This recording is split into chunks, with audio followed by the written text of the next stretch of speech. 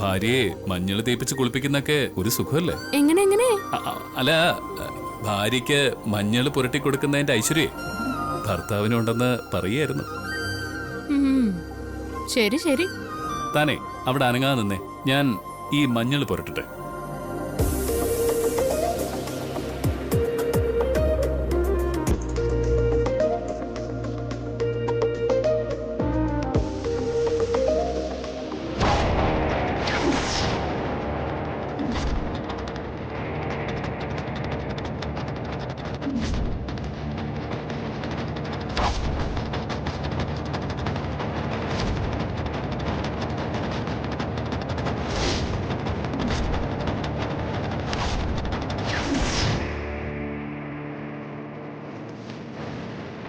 ഇനി താ മാവരച്ചോ. ഞാൻ പോയിട്ടെ കൈ കഴുകിയിട്ട് വരാം.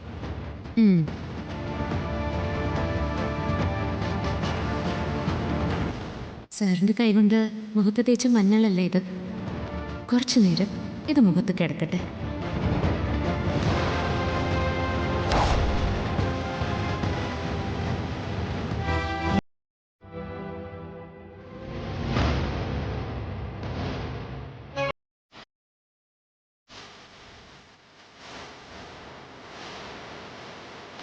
ഇവൾക്കൊരു മാറ്റവും കാണുന്നില്ലല്ലോ. പ്രിയ, നീ പറഞ്ഞതുപോലെ ഒന്നും സംഭവിക്കുന്നില്ലല്ലോ. ഇവൾക്കുണ്ടാവുന്ന മാറ്റം നമുക്കറിയാൻ പറ്റില്ലേ? ആന്റി, അതുടനെ ഒന്നും അറിയാൻ പറ്റില്ല. പിന്നെ കുറച്ചു ദിവസം വെയിറ്റ് ചെയ്യണം. കുറച്ച് ദിവസം? അതെന്താ അങ്ങനെ? അതങ്ങനെയാ. അവളുടെ മുഖത്ത് തേച്ചിരിക്കുന്ന പൊടിയുടെ ശക്തി കുറച്ചു ദിവസത്തേക്ക് കാണും. ഇവൾക്ക് നമ്മൾ കരുതുന്ന പോലെ ഒരു അമാനുഷിക ശക്തി ഉണ്ടെങ്കിൽ അത് ഉണരുന്ന ഒരു സമയമുണ്ടാവും. ആ സമയത്ത് അവളുടെ ബോധം പോകും. അപ്പൊ റിയ, ഇന്നത് നമുക്ക് കാണാൻ പറ്റില്ലേ? ഇല്ല. നമ്മൾ ഇനി എത്ര ദിവസം വെയിറ്റ് ചെയ്യേണ്ടി വരും? അത് കൃത്യമായിട്ടത് പറയാൻ പറ്റില്ല ആന്റി. എന്നാലും ഒരു 3-4 ദിവസം കഴിയുമ്പോൾ നമുക്ക് പ്രതീക്ഷിക്കാം. അപ്പൊ നമ്മൾ വെയിറ്റ് ചെയ്യണം അല്ലേ? ആ, വെയിറ്റ് ചെയ്യണം. ശരി, വെയിറ്റ് ചെയ്യാം. അപ്പൊ പിന്നെ ഇനി നമ്മൾ ഇവിടെ നിന്നിട്ട് കാര്യമൊന്നുമില്ലല്ലോ. ഇല്ല. എന്നാ നമുക്ക് പോവാം. നമ്മളെന്തിനാ ഇവള് പണിയെടുക്കുന്നത് വെറുതെ നോക്കി നിൽക്കുന്നത്? വാ.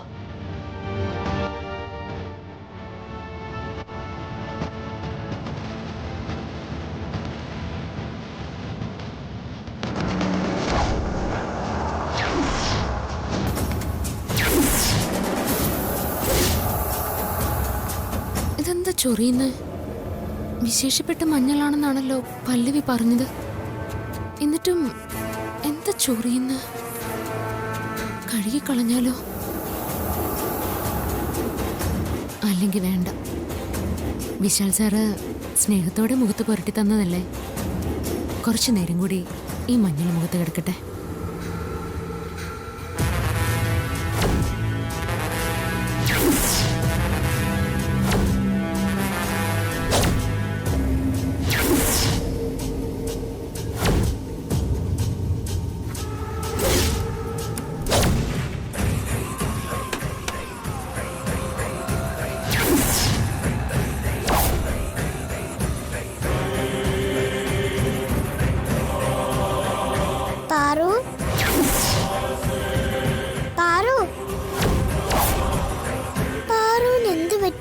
എന്തിനാ ഇവിടെ കിടക്കുന്നത്?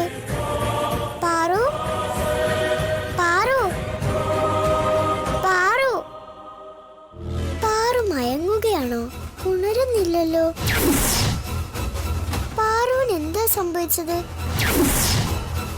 ഇതെന്തോ ചതിയാണെന്ന് തോന്നുന്നു. പാറുവിന്റെ ബോധം കെടുത്തിയിരിക്കുകയാണ്. പാറുവിനെ ഉണർത്തണമല്ലോ.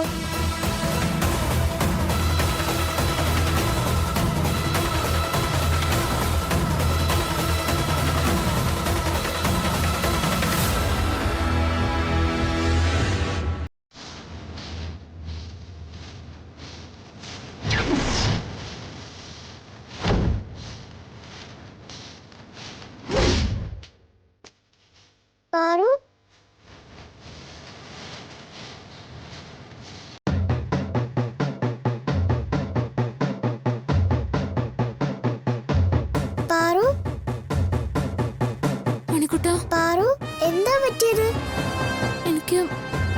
എനിക്ക് എന്താ പറ്റിയത്?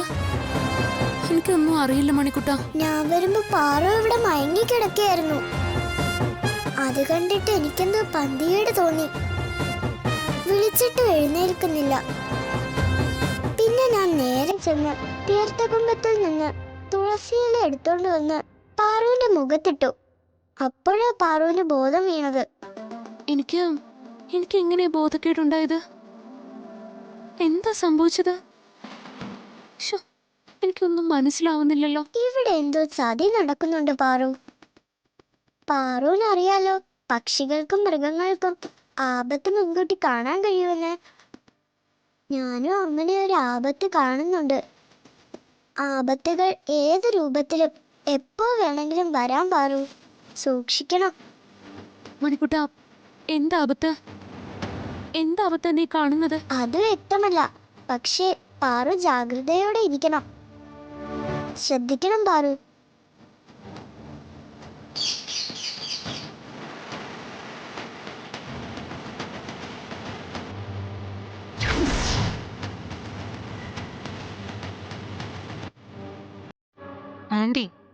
ആന്റിയോട് ഞാൻ പറഞ്ഞതല്ലേ, പെട്ടെന്നൊരു റിസൾട്ട് അറിയാൻ പറ്റില്ല. ആന്റി ഒന്ന് വെയിറ്റ് ചെയ്. എനിക്ക് ക്ഷമയില്ല മോളെ. ചിലപ്പോ പെട്ടെന്ന് എന്തെങ്കിലും മാറ്റം അവൾക്ക് സംഭവിച്ചിട്ടുണ്ടെങ്കിലോ. നീ വാ, നമുക്കൊന്ന് പോയി നോക്കാം. എനിക്കതിൽ വലിയ പ്രതീക്ഷയൊന്നും ഇല്ല ആന്റി. എന്നാലും ഒന്ന് നോക്കുന്നതിൽ കുഴപ്പമൊന്നുമില്ലല്ലോ. നീ വാ വാ.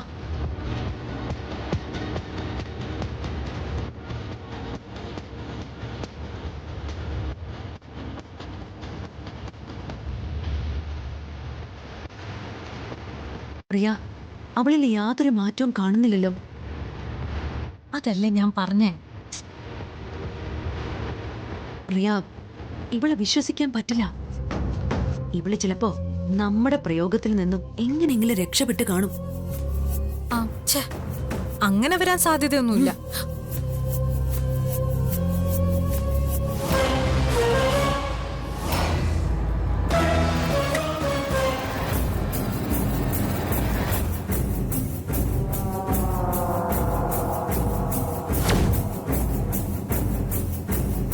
അതെ, നിങ്ങൾ ഇവിടെ ഉണ്ടായിരുന്നോ? ഞാൻ നിങ്ങളെ ഒന്ന് കാണാനിരിക്കുമായിരുന്നു. നിങ്ങളെ ഇപ്പൊ തന്നെ കിട്ടിയത് നന്നായി. എന്താടി, നിനക്ക് ഞങ്ങളെ കണ്ടിട്ട് എന്താ വേണ്ടത്?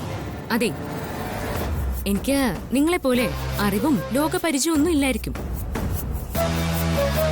പക്ഷേ കാര്യങ്ങള് വ്യക്തമായിട്ട് തിരിച്ചറിയാനുള്ള കഴിവ് എനിക്കുണ്ട്. എനിക്കിട്ട് ആരെങ്കിലും വേല വെക്കാൻ ശ്രമിച്ചാ അത് ഞാൻ കണ്ടുപിടിക്കും. യമന് പോലും എന്റെ അനുവാദം ഇല്ലാതെ എന്നോട് അടുക്കാനാവില്ല. അതിനുള്ള സിദ്ധി ഉദയനൂരമ്മ എനിക്ക് തന്നിട്ടുണ്ട്. നീ ഇതൊക്കെ എന്തിനാ ഞങ്ങളോട് പറയുന്നേ? ഞങ്ങൾ നിന്നോട് വല്ലതും ചോദിച്ചോ? ചോദിച്ചില്ലെങ്കിലും ഇതൊക്കെ നിങ്ങളൊന്ന് അറിഞ്ഞിരിക്കുന്നത് നല്ലതാ. അല്ല, ഐശ്വര്യം വർദ്ധിക്കാൻ വേണ്ടി അമ്മ പല്ലവിയുടെ കയ്യിലൊരു പൊടി കൊടുത്തയച്ചില്ലേ? അത് പ്രഭാവതി അമ്മയ്ക്ക് എവിടെന്നാ കിട്ടിയത്? അതൊക്കെ കിട്ടി. എന്താ ഇപ്പൊ? ഒന്നുമില്ല. റിയയ്ക്ക് ഇത്തിരി ഐശ്വര്യത്തിന് കുറവുള്ളതുപോലെ ഒരു തോന്നല്. അമ്മ തന്ന ആ പൊടി റിയയുടെ മുഖത്തൊന്ന് തേച്ചു നോക്കാം. റിയയ്ക്ക് ഐശ്വര്യം വരുന്നുണ്ടോന്ന് അറിയാലോ.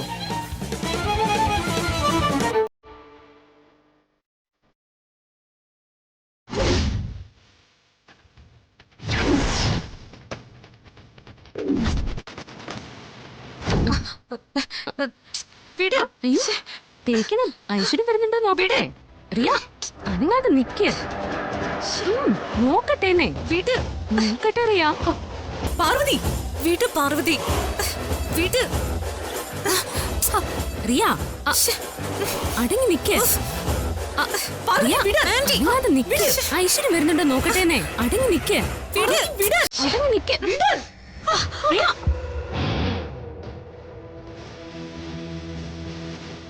അല്ല അമ്മേ, അമ്മയ്ക്ക് വിനയ്, അമ്മേ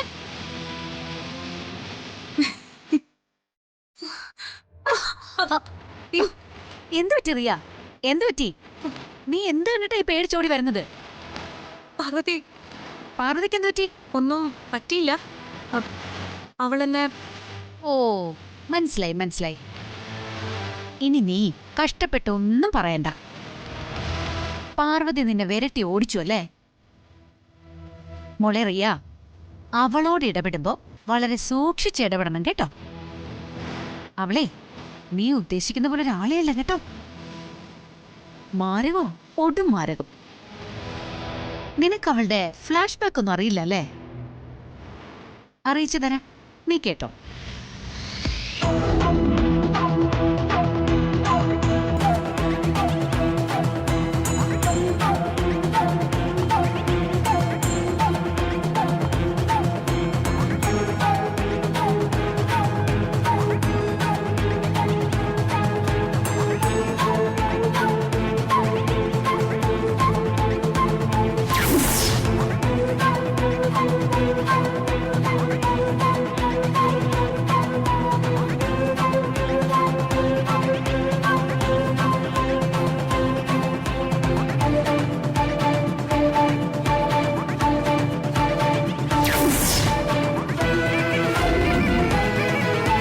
ഇപ്പൊ നിനക്ക് അവളെ കുറിച്ച് ഏതാണ്ടൊരു ചിത്രം മനസ്സിലായി കാണുമല്ലോ. അതുകൊണ്ട് സൂക്ഷിച്ച ദുഃഖിക്കണ്ട മോളെ. ഓഹോ, അപ്പൊ പാർവതിയെ കൈകാര്യം ചെയ്യാൻ ഇതൊന്നും പോരാ. വേറെ പ്ലാൻ തയ്യാറാക്കേണ്ടിയിരിക്കുന്നു. ഇമോഷണൽ ബ്ലാക്ക്മെയിലിംഗ് പയറ്റിയാലോ? ഇനി അത് തന്നെയാണ് രക്ഷ.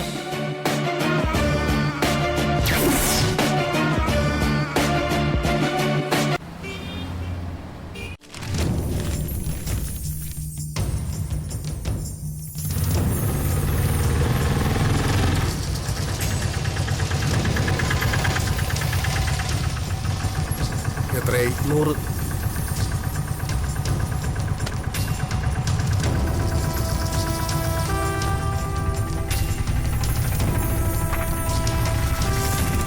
ഗുഡ് മോർണിംഗ് വക്കീലേ. Good morning sir. എന്താ വെറുതെ ഇറങ്ങിയതാണോ? അല്ല സാർ, അന്ന് വിൽപത്രം തന്നപ്പോ ഒരു സാധനം തരാൻ മറന്നുപോയി. ഓ, എന്താ അത്?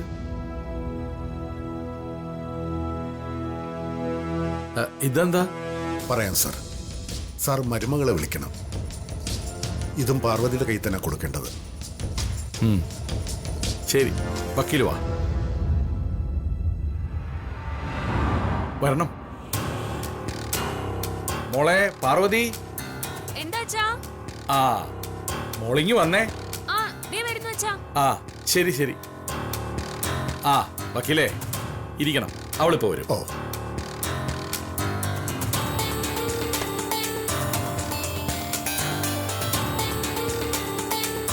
മോളിപ്പോ വരും.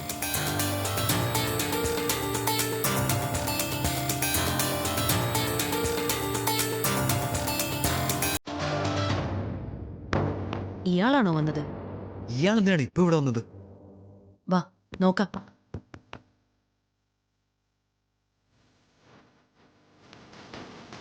നമസ്കാരം പ്രഭാവതി. നമസ്കാരം. മോനെ വിനയ്, സുഖമാണോ?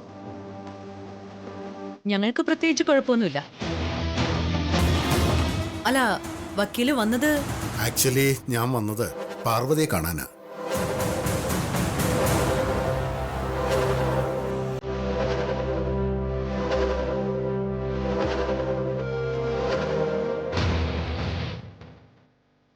ആ, പാർവതി എത്തിയല്ലോ. വക്കീല് വന്നതുകൊണ്ടാണല്ലേ അച്ഛൻ എന്നെ വിളിച്ചത്? അതെ മോളെ, വക്കീലേ മോളെ കാണാൻ വേണ്ടി വന്നതാ. മോളെ, ഞാനിത് മോൾക്ക് തരാൻ വേണ്ടി വന്നതാ. വിൽപത്രം തരുമ്പോ ഇതുകൂടി തരേണ്ടിയിരുന്നതാ.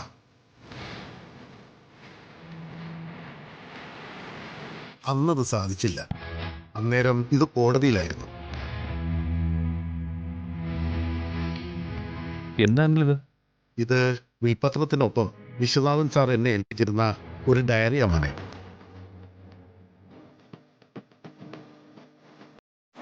വിൽപത്രത്തെക്കാളും വളരെ പ്രധാനപ്പെട്ടതാണ് ഈ ഡയറി.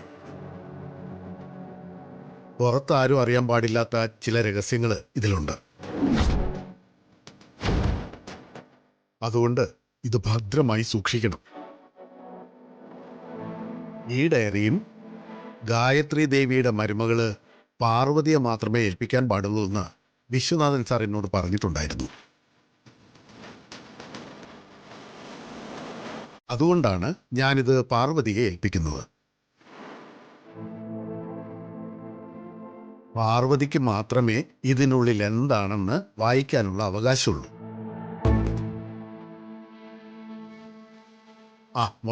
മോളിത് വാങ്ങിക്കോളൂ. ഉം.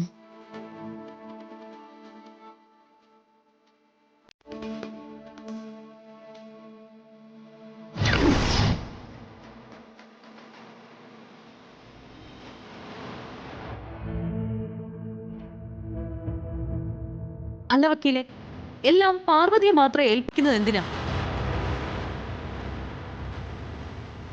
ബിൽ പത്രവും ഡോക്യുമെന്റ്സും പാർവതിയെ ഏൽപ്പിച്ചു. ഇപ്പൊ ഡയറിയെ ഏൽപ്പിക്കുന്നു.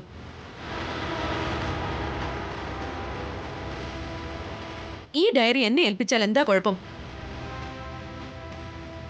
അതിനുള്ളിൽ എന്താണെന്ന് ഞാൻ അറിഞ്ഞാൽ എന്താ കുഴപ്പം? ഡയറിയിൽ എന്താണ് എഴുതിയിരിക്കുന്നതെന്ന് ഞങ്ങൾക്കും അറിയണം. ഇവർ അന്യരൊന്നും അല്ലല്ലോ, ഈ കുടുംബത്തിലെ അംഗങ്ങൾ തന്നെയല്ലേ. അപ്പോ പാർവതിക്ക് മാത്രം എന്തിനാ ഇത്ര പ്രാധാന്യം? വിശ്വനാഥൻ സാറ് പറഞ്ഞതനുസരിച്ച് മാത്രമേ എനിക്ക് കാര്യങ്ങൾ ചെയ്യാൻ പറ്റുള്ളൂ. വക്കീലെ, ഞങ്ങളുടെ ആരുടെ അഭിപ്രായം കേൾക്കാതെ ബിൽപത്രം ഡോക്യുമെന്റ്സ് ഇവളെ ഏൽപ്പിച്ചു. ശരി, അത് അങ്ങനെ തന്നെ ഇരിക്കട്ടെ. പക്ഷേ ഇതെനിക്ക് കിട്ടണം. അതിന് ഒരു വിട്ടുവീഴ്ച വേണ്ടമേ. എന്തിനാ വിനയ് വെറുതെ വാശി പിടിക്കുന്നത്? മുത്തശ്ശൻ പറഞ്ഞത് അനുസരിക്കുന്നതല്ലേ നല്ലത്.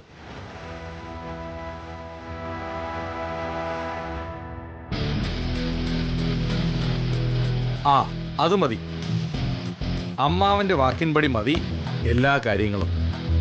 മൺമറഞ്ഞു പോയവർ ഒന്നും കാണാതെ ഒന്നും ചെയ്യില്ല. മാത്രമല്ല, അവരുടെ വാക്കുകൾ നമ്മൾ നിഷേധിക്കാനും പാടില്ല. അത് ഗുരുത്വദോഷമാവും. വിശ്വനാഥൻ സാർ ഏൽപ്പിച്ച കർത്തവ്യം ഞാൻ ഭംഗിയായി നിർവഹിച്ചിട്ടുണ്ട്. ഇനി ഇതിലെനിക്ക് യാതൊരു പങ്കുമില്ല.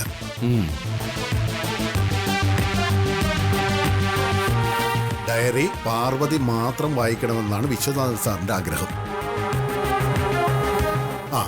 അതനുസരിക്കുന്നതായിരിക്കും ഭംഗി. ഇനിയെല്ലാം നിങ്ങളുടെ ഇഷ്ടം. എന്റെ കടമ കഴിഞ്ഞു. ഞാൻ ഇറങ്ങട്ടെ. ഇത്ര പെട്ടെന്ന് പോവാണോ? ഭക്ഷണം കഴിച്ചിട്ട് പോവാം. ഒന്നും വേണ്ട, ഞാൻ ഇറങ്ങുക. എന്നാ ശരി.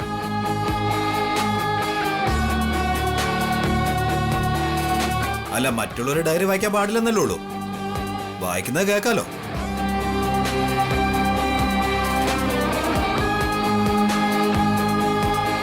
ഡയറിയിൽ എന്താണെന്ന് വായിച്ചാൽ മതി, ഞങ്ങൾ കേട്ടോളാം.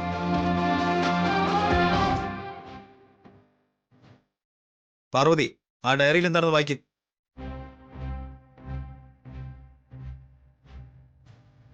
വിനയേട്ടൻ എന്താ ഈ പറയുന്നത്? ഡയറിയിൽ അത്രയ്ക്ക് രഹസ്യമുള്ളതുകൊണ്ടല്ലേ ഡയറി പാർവതി മാത്രമേ വായിക്കാൻ പാടുള്ളൂ എന്ന് വക്കീൽ ഇപ്പൊ പറഞ്ഞത്. അതറിഞ്ഞിട്ട് പിന്നെ ഇത് വായിച്ച് കേൾക്കണമെന്ന് പറയുന്നത് ശരിയാണോ?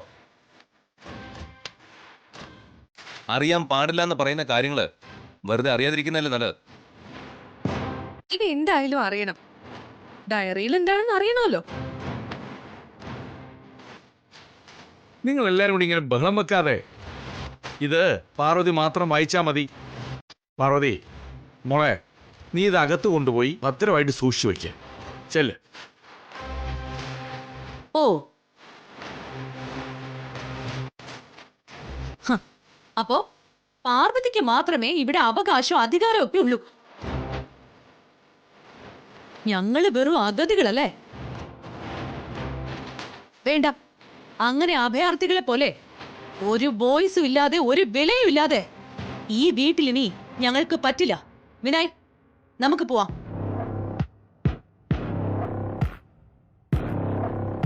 ഇനി ഈ വീട്ടിൽ ഒരു നിമിഷം പോലും നമുക്ക് നിൽക്കണ്ട. വിപിൻ അവന് ഇഷ്ടമുള്ളതുപോലെ ചെയ്യട്ടെ.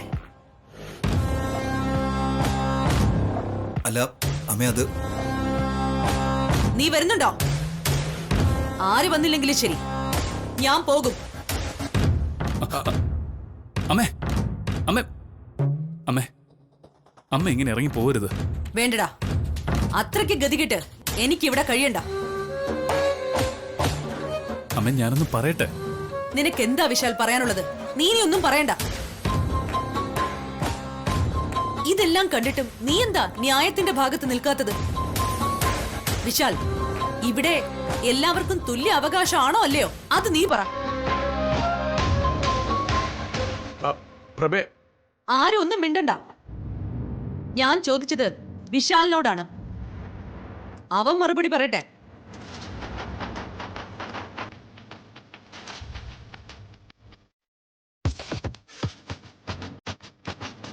വിശാൽ, ഇവിടെ എല്ലാവർക്കും തുല്യ അവകാശം ഉണ്ടോ ഇല്ലയോ? നീ പറയൂ വിശാൽ.